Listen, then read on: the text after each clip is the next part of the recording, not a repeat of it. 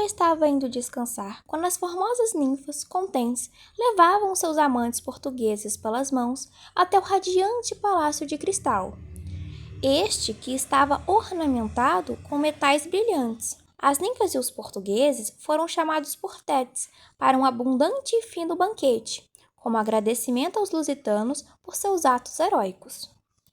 Todos sentaram em cadeiras de cristais, menos Tétis e Vasco da Gama, os quais sentaram em cadeiras de ouro. Passaram o jantar rodeados de alegria e doces risos, enquanto a bela ninfa sereia cantava, e sua voz ia soando pelo palácio. No meio do banquete, a ninfa sereia invoca Calíope e pede ajuda para transcrever em melodia as previsões dos futuros feitos e conquistas dos portugueses. A ninfa sereia comenta a bravura de Dom Francisco ao lutar nas águas do Oriente, juntamente com seus feitos militares na costa da Índia. Canta que, conforme a expansão do Império de Portugal no Oriente, Dom Lourenço, que teve de enfrentar enormes exércitos inimigos, veio a falecer, e em resposta à morte de seu amado filho, Dom Francisco lança uma furiosa vingança contra os seus inimigos, destruindo a todos. Continuando a contar os grandes feitos que os portugueses realizaram no Oriente, a ninfa sereia agora conta as glórias de Afonso de Albuquerque, que expande o Império Português ao conquistar os territórios no Oriente Médio e na Ásia. A ninfa sereia agora conta a sucessão de senhores portugueses que governaram as terras portuguesas na Índia e nos territórios que eles foram conquistados. Dentre esses grandes homens são citados Lopo Soares, Dom Duarte Menezes, Vasco da Gama, Dom Henrique de Menezes e Dom Pedro Mascarenhas. A ninfa sereia termina seu canto dizendo que esses bravos varões portugueses, por seus grandes feitos, também poderão se deliciar na Ilha dos Amores, sendo ela a recompensa pelas suas conquistas. Tétis evidencia o merecimento do capitão Vasco da Gama aos presentes dados pela deusa Vênus e solicita que ele a acompanhe em uma subida ao monte, por onde a vegetação é árdua e dura. Gama e Tétis não andaram muito, pois logo chegaram ao topo do monte e encontraram uma planície esmaltada de esmeraldas e rubis. Logo após, Vasco avista um globo de ar, iluminado. Assim, Vasco recebe sua consagração suprema, o poder de ver aquilo que só era permitido aos deuses. Tétis explica que a máquina do mundo é fabricada pelo profundo saber, sendo ela uma bola luminosa que é responsável por tudo o que acontece e acontecerá no universo. A máquina do mundo é concêntrica, ou seja, é um círculo formado por outros dentro, assim mistificando uma espécie de camadas ou níveis que podem estar ou não em movimento. Cada nível possui sua funcionalidade. Tétis os lista e atribui funções em cada um deles.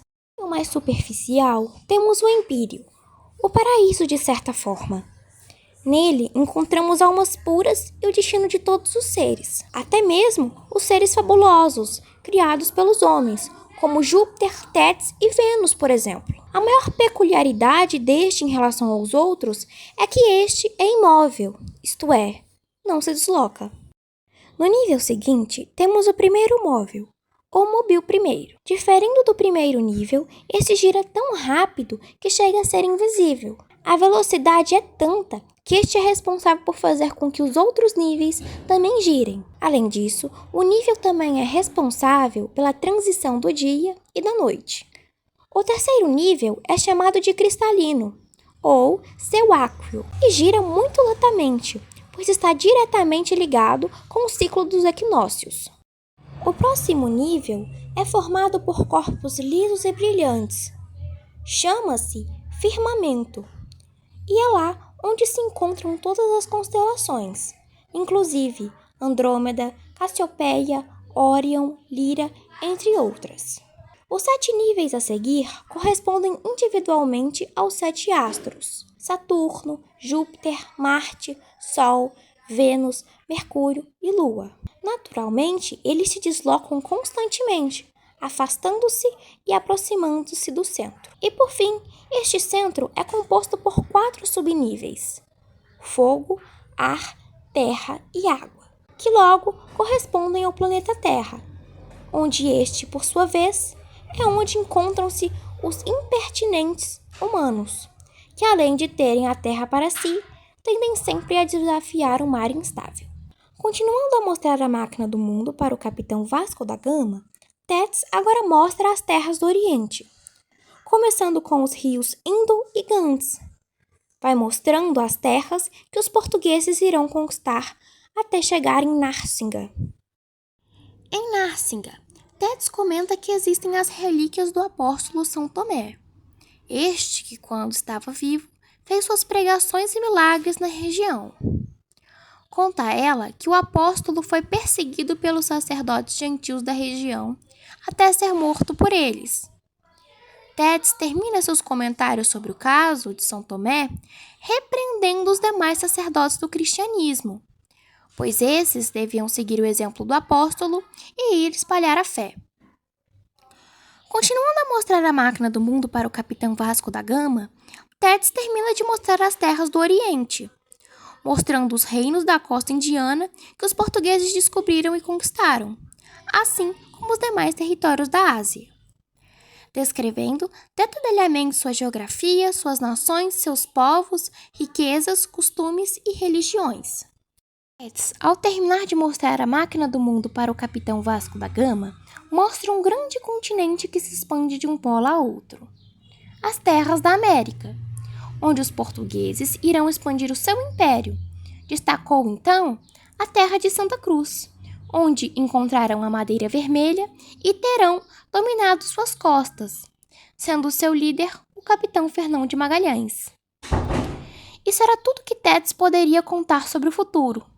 Então, comenta que o vento estava manso e favorável para voltarem a Portugal, já que o rei os aguardava. Com isso, os portugueses deixam a Ilha dos Amores e seguem viagem para voltar a Portugal, retornando assim para sua terra natal. Lá, eles se glorificaram como heróis e se consagram como grandes aventureiros. Encerra sua obra direcionando mais uma vez seus versos ao rei Dom Sebastião, devido ao desprezo de seus conterrâneos portugueses, estes que não valorizam a sua arte e seu trabalho. Camões diz que já não tem mais ânimo para cantar. Considerando isso, Camões pede para que o rei Dom Sebastião valorize os seus vassalos e os grandes heróis de Portugal, que ele veja como eles são corajosos e leais, e que escolha com sabedoria os conselheiros que coloca ao seu lado.